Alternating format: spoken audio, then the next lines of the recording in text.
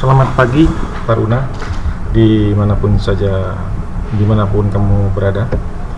Pada pagi ini kita akan menyampaikan informasi ataupun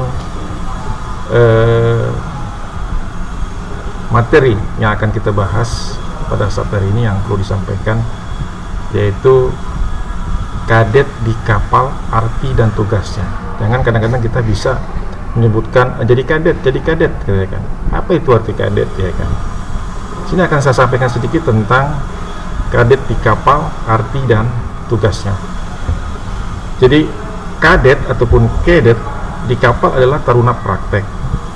Jadi mereka praktek berlayar selama 12 bulan sebagai persyaratan wajib untuk dapat mengikuti ujian kompetensi sesuai dengan jurusannya. Jadi kadet merupakan calon perwira. Dan selama praktek di kapal, mereka mempelajari pekerjaan dasar harian dan tugas-tugas perwira di departemennya, baik itu yang di departemen dek ataupun engine ya. Meskipun berada di kapal, kadet tetap berkewajiban melengkapi tugas-tugas dari sekolahnya, mengirimkan laporan kegiatan di atas kapal dalam periode tertentu, misalnya per 3 bulan ya. Jadi kita akan bahas kali ini tentang kadet dek dan tugasnya ya. Ini kamu harus tahu juga apa sih kadet dek diikut dengan tugasnya ya. Kadet dek ataupun dek apprentice adalah taruna praktek bagian dek. Jadi selama 12 bulan di kapal, kegiatannya dibagi sebagai berikut. Ini jangan sampai nanti kamu tidak ada pembagian tugas ya, nggak mengerti ya ketika melakukan suatu peralat ataupun praktek laut di kapal. Jadi 3 bulan pertama itu ikut kerja harian bersama bosun ya. Ini yang umum ya biasanya. Apa itu bosun? Yaitu serang ataupun regu kerja. Di sini kadet mulai berkenalan dengan bagian-bagian kapal dan fungsinya ya. Belajar tentang pekerjaan harian, khususnya perawatan kapal dan sounding tangki-tangki. Ini yang khusus untuk kadet dek ya. Nah, kemudian 3 bulan kedua, kadet ini ikut jaga Mualim 3. Kadet dek belajar mengenal tugas dan tanggung jawab Mualim 3 saat di laut dan di pelabuhan. Nah, bersama Mualim 3, kadet dek akan belajar membuat ship condition ataupun kondisi kapal ya. Terus merawat alat-alat keselamatan seperti skoci, pemadam, dan lain-lain. Saat jaga di laut, kadet dek akan berlatih bernavigasi, kemudian mengisi jurnal. Nah, pada saat standby muka belakang ataupun manuver, berlabuh, sandar, dan berangkat, kadet dek akan mempelajari perintah-perintah dari anjungan ke haluan mengenai operasi jangkar ataupun anchoring atau tali-tali kapal, mooring lines, dan tindakan yang harus dilakukan di haluan ya. Kalau beberapa minggu lalu saya pernah menyampaikan tentang steering order, itu pada saat saya kadet menjadi jurumudi ya, ketika melakukan dinas jaga di haluan, maksud saya di anjungan ya.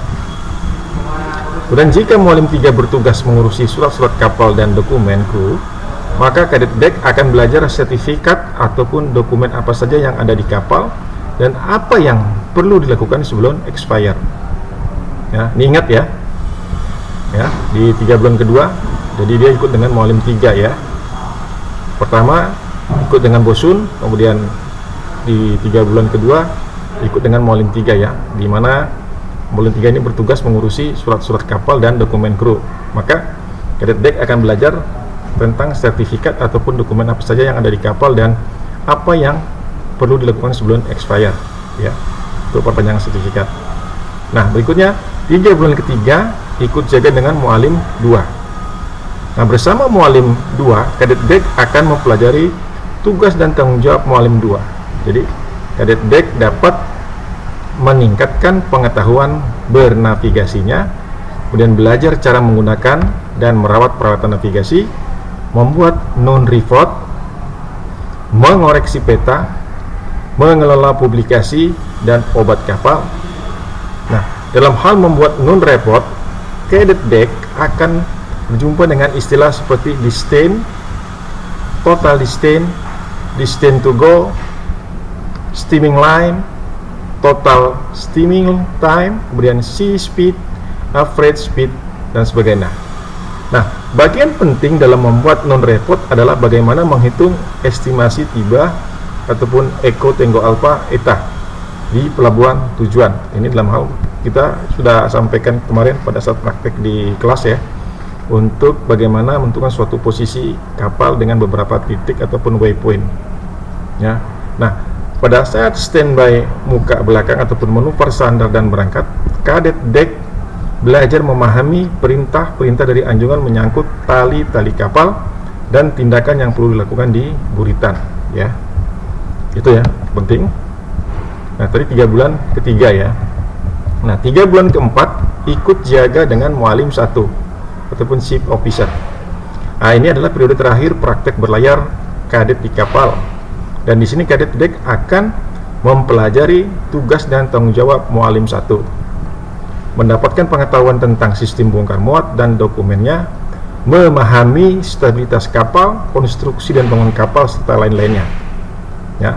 Nah, pada akhir praktek kadet dek akan menyerahkan buku saku untuk diisi dan ditandatangani oleh mualim 1, di mana buku saku ini berisi kondit kadet selamat praktek berlayar.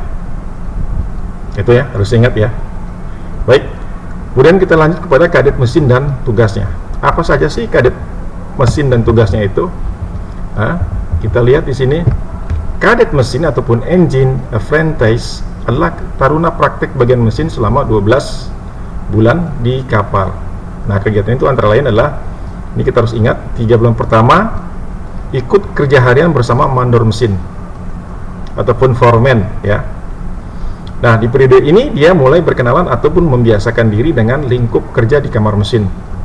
Dengan membantu mandor bekerja, dia akan mengenal alat-alat yang digunakan dan pekerjaan perawatan yang dilakukan mandor seperti pengelasan, skir klep, dan lain-lain sebagainya. Itu di 3 bulan pertama. Kemudian 3 bulan kedua ikut jaga dengan masinis 4. Nah, dan di sini dia akan mengenal macam-macam pompa, cara kerja dan perawatannya. Dan 3 bulan ketiga kadet mesin juga ikut jaga dengan masinis 3 ya. Dia akan belajar tentang auxiliary engine ataupun generator, cara kerja dan perawatannya, di mana kadet mesin juga akan belajar menghitung pemakaian bahan bakar ya. Dan 3 bulan keempat kadet mesin ikut jaga dengan masinis 2. Ini 3 bulan terakhir yang sangat penting, di mana dia akan berkenalan dengan pesawat penggerak utama yaitu mesin induk, dan dia harus mempelajari cara kerja dan perawatannya. Selain itu dia juga harus mempelajari sistem pendingin, sistem pelumasannya ya. Baik, di bulan ke-10 biasanya kadet mesin sudah diminta untuk start mesin induk saat olah gerak ya. Jadi semakin lama pengalaman berlayarnya ini ataupun pengalaman di kapal sebagai seorang kadet akan semakin terlihat ya. Jadi urutan tersebut tidak baku ya. Jadi yang seperti tadi ikut 3 bulan pertama dengan siapa, 3 bulan kedua dengan siapa, 3 bulan ketiga dengan siapa, 3 bulan keempat dengan siapa ya. Jadi urutan tersebut tidaklah baku, bisa saja berbeda di antara kapal ya. Seperti itu ya. Itu tadi sudah kadet dek dan kadet mesin. Jadi saya ingin memberikan suatu nasihat kepada kadet sebelum naik kapal. Yang pertama adalah tujuan kadet naik ke kapal adalah mempraktekkan apa yang sudah dipelajari di bangku pendidikan. Itu yang pertama. Ambil ilmunya, kemudian jangan menghabiskan waktu dengan mengeluh karena banyaknya perintah dari perwira sehingga kurang istirahat ya. Jadi yang kedua, apa yang dipraktekkan di atas kapal pada dasarnya sudah diperkenalkan di bangku sekolah. Jadi jangan sampai naik ke kapal dengan bekal pengetahuan yang nol besar, tidak mengerti apa-apa. Nah, bagi kadet dek setidaknya mengerti misalnya apa itu radar, apa fungsinya, apa itu membaring, dan bagaimana membaring di peta, apa itu sounding dan bagaimana melakukannya.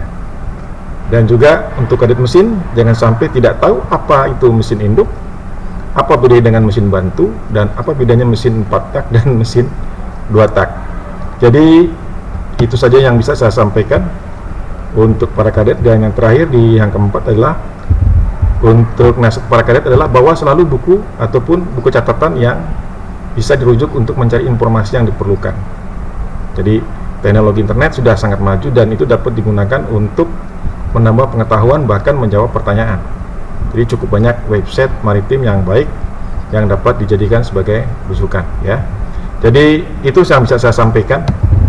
Jangan lupa tetap semangat ya, tetap semangat, tetap jaga kondisi kesehatan, dan insya Allah di lain kesempatan kita akan bertemu kembali pada pertemuan yang akan datang.